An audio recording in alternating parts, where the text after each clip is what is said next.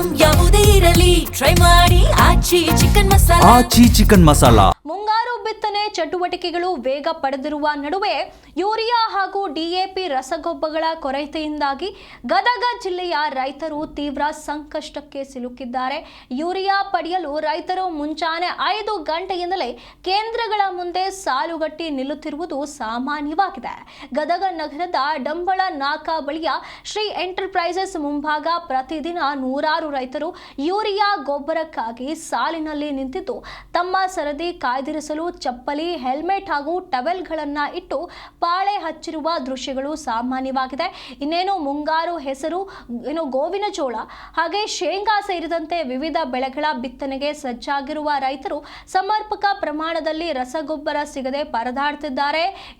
AFID ವ್ಯವಸ್ಥೆಯ ಮೂಲಕ ರಸಗೊಬ್ಬರ ವಿತರಣೆ ನಡೆಯುತ್ತಿದ್ರೂ ಕೂಡ ದಿನಕ್ಕೆ ಕೇವಲ 30 ರೈತರಿಗೆ ಮಾತ್ರ ಯೂರಿಯಾ ನೀಡಲಾಗ್ತಾ ಇದೆ ಅಂತ ಹೇಳಿ ರೈತರು ಆರೋಪಿಸುತ್ತಿದ್ದಾರೆ.